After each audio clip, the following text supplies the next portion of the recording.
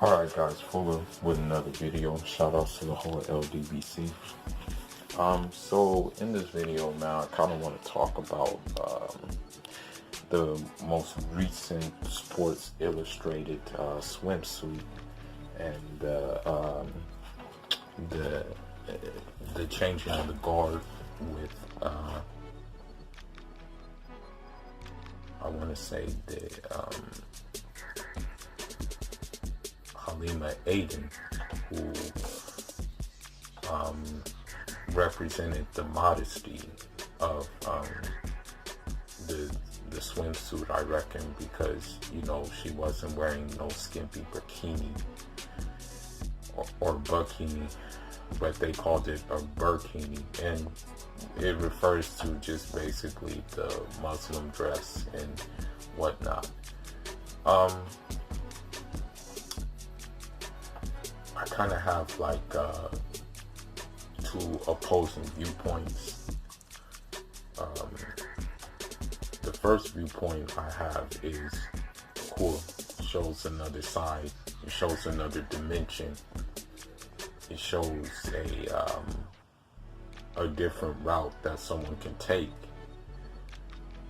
if they want to be modest but still enjoy the, as they say, the fun in the sun, right? On the other side of things, it shows that we will kind of try to do anything to fit in. We'll kind of try to do anything to basically belong in a group instead of making our own group, instead of building our own. We're in such a hurry to go to so many of these big conglomerates for acceptance, rather just than finding acceptance within ourselves and building a grassroots. So it's a catch-22 with this whole thing, Give her respect, give her props and stuff like that, but at the end of the day, I think she's a big enough influencer where she could have just not even had to even be in a Sports Illustrated, where she could have just came out with something grassroots herself, and publicized it, and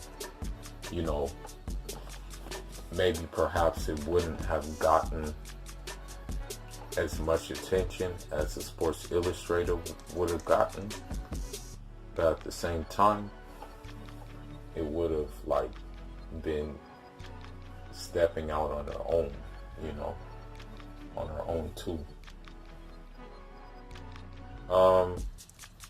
Sometimes you do need to use a established thing before you do step out on your own. I have to think of it that way. But it's just a matter of not getting caught up into it too much. I noticed that with politics a lot, that, us of African descent, we'll just try to really belong with the order of the day. And the order of the day doesn't give a care, no matter how much we try, no matter how much we try to fit in, things like that. And, I just think it just shouldn't be done. The order of the day really doesn't have the best interest at hand for us. It's been shown throughout history, that they haven't had the best interest for us. But I think,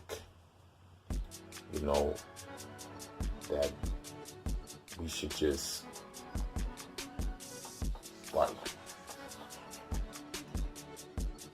basically soul search and realize our own potential, realize our own buying power, realize our own influence, realize all of that, But again, I can say it is a good look. it does show a different look. You know what I mean? It does show that, like, hey, you know, you can do things in a different way. I will say it does show that, you know.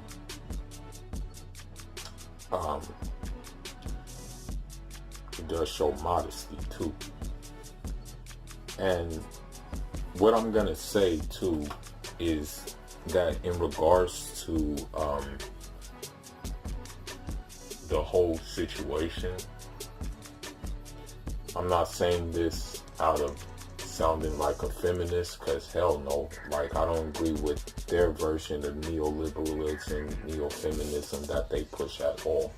I'm 100%, I would say 110% against their version of feminism that they push. But I think that, like, as far as the clothing of a woman is concerned,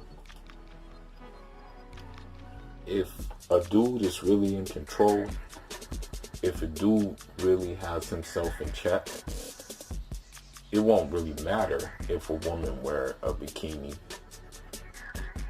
and she be standing right in front of him. You know, he'll be able to refrain still, you know, if he really strong enough. He can refrain, you know. But still, I get it. It's very difficult to refrain. But at the same time,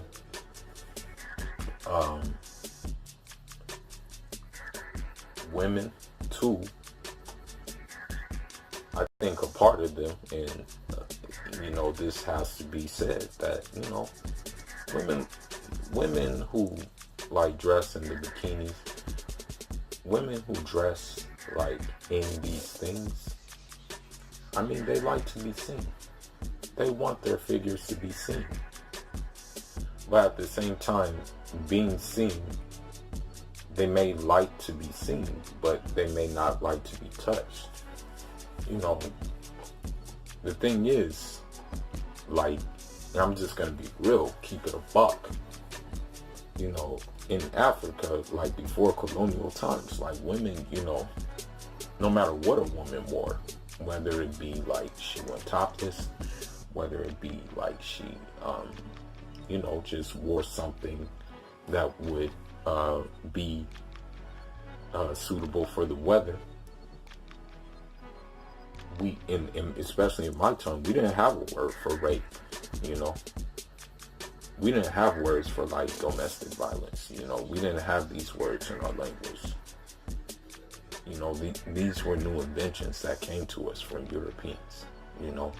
The very word, the very quote that a woman's place is in the kitchen was a European thing, you know. It wasn't something that we ascribed to, you know, in traditional society. So, you know, at the end of the day,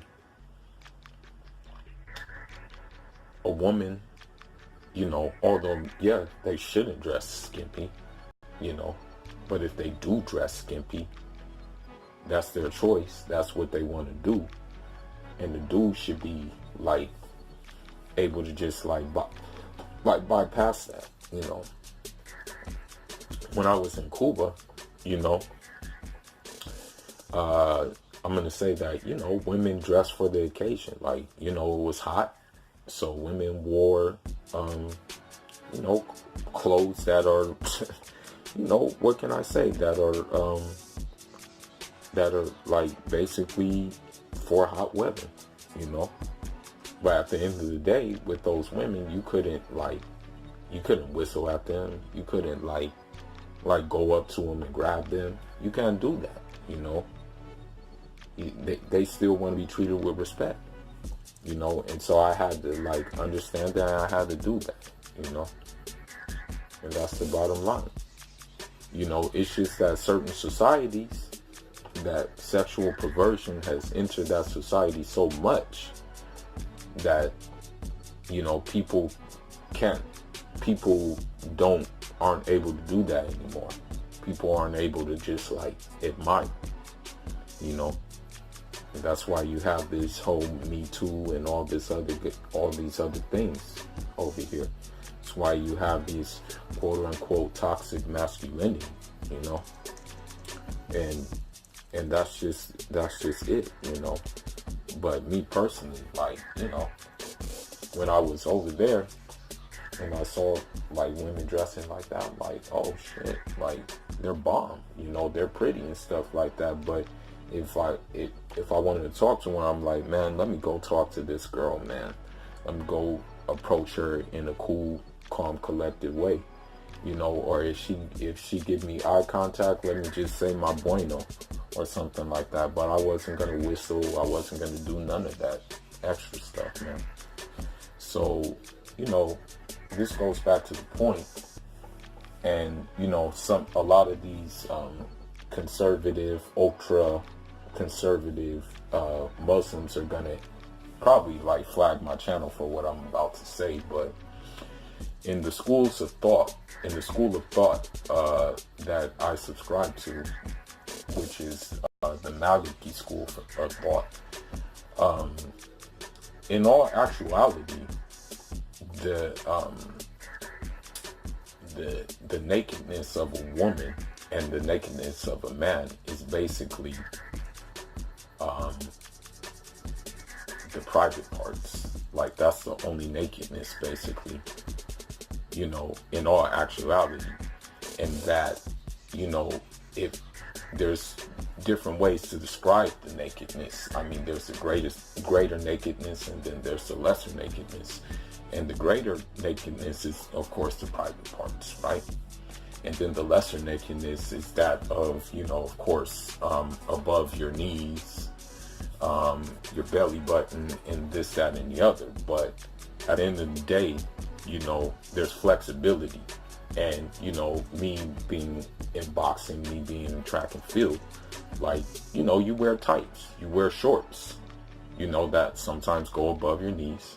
You wear skin tight things that you wear in races. You box shirtless. So if you're doing that for the simple fact of sport, then yeah, you know, you do it, you know, and it's not really an evil in doing that. You're doing it for performance purposes. And so that goes the same with a woman in track and field. You know, they may wear like shorts, they may wear like their some things that show their figure, you know, although, like, yeah, modesty is available to do their desired sport. Perhaps there's more comfort in wearing their you know, wearing something else, you know, that maybe not as modest. But because we live in the society we live in, you know, these things are not, like, I don't know how to say it, but these things are unfortunately looked at as sexual perversions most of the time, you know. And because we live in such a highly sexualized society, that, you know, they look at that in this way. And I'm gonna be honest with you, man. As much as, like, you know, Latin places have, like, I want to say Latin American places, the Caribbean places, they, you know, the crazy thing is about them, as much as they're influenced by, like, what goes around here, those places, I'm going to say, have like a natural disposition where, you know, things are not highly sexualized as people think when they're there. I'm gonna just keep it a buck, you know. Things are not really highly sexualized, and that's one thing that I can appreciate, you know. And at the end of the day, you know, although this country, America, influences a lot of places, influences the whole world, it's good to see that some hold on to, like, some core values, you know. And that, with that being said,